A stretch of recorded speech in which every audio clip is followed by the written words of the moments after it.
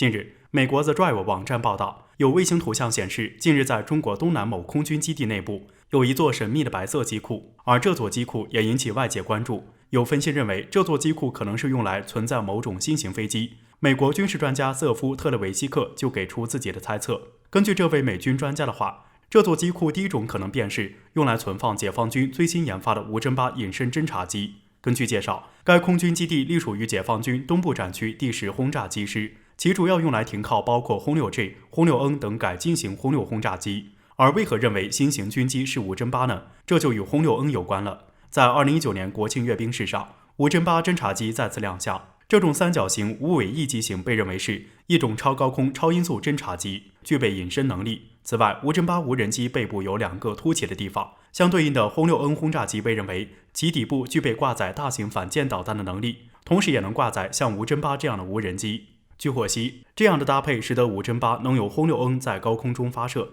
从而获得初始加速度。与此同时，无侦八也能充当轰六 N 的眼睛，为轰六 N 执行监测环境以及锁定打击物的任务，也就是相当于一架僚机。而这也正是各大国正在投入研究的无人僚机系统。由于无侦八已经在2年前就正式亮相了，若真的投入实战部署也不足为奇。不过，除了无侦八侦察机，美军专家还给出了另一个更为大胆，也更让我们感到惊喜的猜测，那就是这个机库可能是与中国新型隐身战略轰炸机轰20有关。提起轰20轰炸机，我们知道它是我国正在研制的一款新型隐身无人轰炸机，类似于美军的 B-21轰炸机。多年来，轰20的消息总是让我们心心念念。而在今年年初的时候，空军招飞视频中就出现了似乎暗示轰20轰炸机外形的一幕，更是让人浮想联翩。从官方主动泄密的举动来看，轰20真的亮相的时间可能真的要到了。根据专家的推测，轰20的打击范围将能达到12000公里，为我国提供洲际核打击能力。而轰20将完善我国的3位一体战略能力，因此十分受到关注。而既然修建新机库的空军基地属于轰炸机部队，那么为将来接收新型轰炸机而提前做准备也不是没有可能。所以轰20真的要来了。最后，美军专家还表示，修建新型机库的地方距离黄海与东海岸都不到200英里，如果应对台海的突发情况，该基地作为轰炸行动将非常方便。因此可以肯定一点，那就是该设施正是为了加强解放军在台海的掌控力而建设的。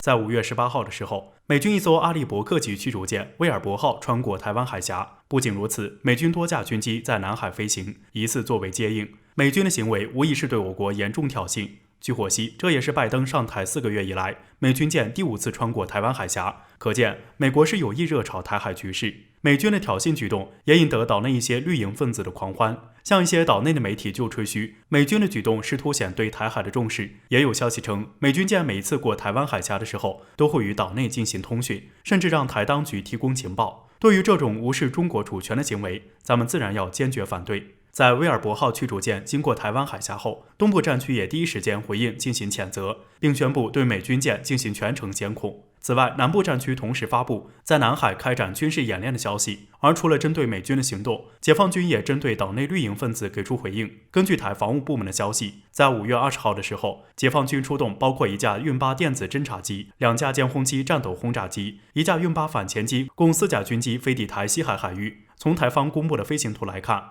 我军的运8反潜机还一度穿过巴士海峡北上，向台东海域飞行了一段时间。此外，根据台方的公告，此次解放军军机还飞过了所谓的海峡中线。当然，海峡中线是根本就不存在的，台湾自古以来就是中国的一部分，这一点不可辩驳。而在解放军军机过中线后，岛内也由嬉笑变为怒骂，有指责解放军制造争端，也有对台防务部门只能广播驱离的举动感到不满，画风可谓是突变。其实我们都可以看得出来，美国频频在台海问题上大做文章，目的就是为了将台湾捆绑在中美竞争上，从而将中国内部的问题渲染为国际问题。美国为台当局站台，自始至终都是为了自己的利益来考虑，而台湾问题并非美国核心利益。也就是说，关键时刻美国很难下定决心为台当局赴汤蹈火，也就只能在形式上表现一下。另一方面，考虑到大陆离台湾都是距离，岛内就应该明白两岸是不可能割离的。解放军的军机从东南沿海起飞的话，几分钟就能到达台海域。客观上，解放军对台的掌控力要远高于美军。国家统一是我国基本国策，我们最终目的是追求台海局势的稳定与和平，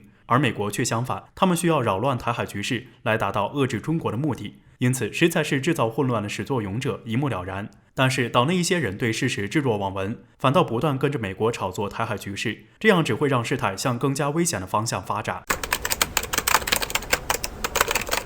根据官方通告，威尔伯号驱逐舰在5月20号当天闯入我国西沙领海，解放军迅速组织海空兵力对美舰进行跟踪监视和警告驱离。同时，我国国防部也强硬回应称，美军舰的行为是严重的挑衅举动，性质十分恶劣，无异于玩火。虽然当天美军舰闯西沙的具体细节没有透露，但从官方口吻来看，当时现场的火药味肯定非常浓郁。首先，官方声明，美军舰是闯入西沙领海，也就是直接进入了12海里内的区域，而我国的反应也比以往要更加激烈。过去美军航母接近我国海岸线，我军一般是派一艘护卫舰进行盯梢，而这一次海空兵力悉数出动，说明不仅有海军战机，还有航空兵的战斗机也出动了，而且在进行驱离后还进行跟踪监视，说明解放军这次驱离行动的确声势浩大。试想一下，如果美军舰没有及时撤离，后果将不堪设想。可以说，美军舰这次在西沙险酿战端。而在事发之后，美方同样给出耐人寻味的发言。美军第7舰队声明，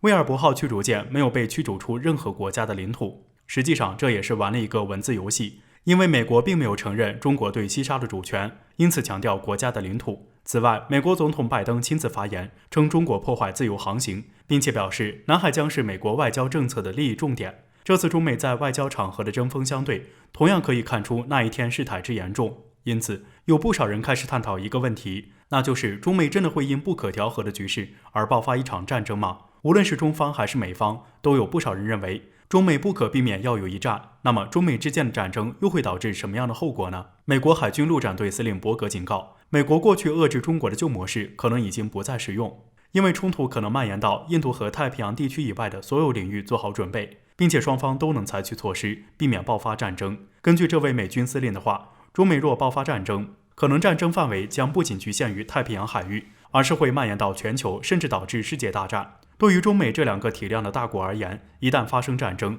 局势将难以控制在小范围。到时，美国可能会动用印度洋军事部署，以切断中国的能源贸易航线，而解放军拥有数千里射程弹道导弹，同样可以打到印度洋海域。也就是说，战争范围可能进一步扩大。与此同时，中美将集中资源对付对方，对其他地区的支援能力也将大大降低，而这可能会煽动全球各地爆发区域战争，并最终演变成世界大战。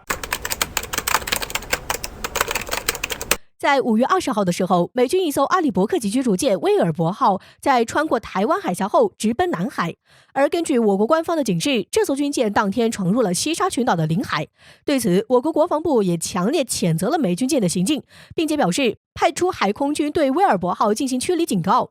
然而，此事之后，美军第7舰队官方声明表示，威尔伯号驱逐舰没有被驱逐出任何国家的领土，这也与咱们之前的声明相违背。那么，事情的真相究竟如何呢？好在当天有卫星正好捕获了西沙中美交锋一幕。根据南海战略态势感知平台的报道，在当天美军舰闯入西沙海域的时候，这一幕正好被遥感卫星所捕获。我们在卫星图中可以看到，在威尔伯号驱逐舰附近明显还有一艘军舰，根据大小判断，这艘军舰疑似为中国的054A 型护卫舰。此外，从航行的水波轨迹来看，两军舰最近距离大概为1.7公里，并且两艘军舰在接近后都有掉头的动作。这很明显，一艘军舰正在对着另一艘军舰进行驱离任务，因此这张卫星图也是打脸了美军宣言。此外，南海战略态势感知平台还公布了威尔伯号驱逐舰在西沙海域的推测航线图，也说明了美军舰的确闯入了西海12海里领海，但是并没有深入便匆匆驶离，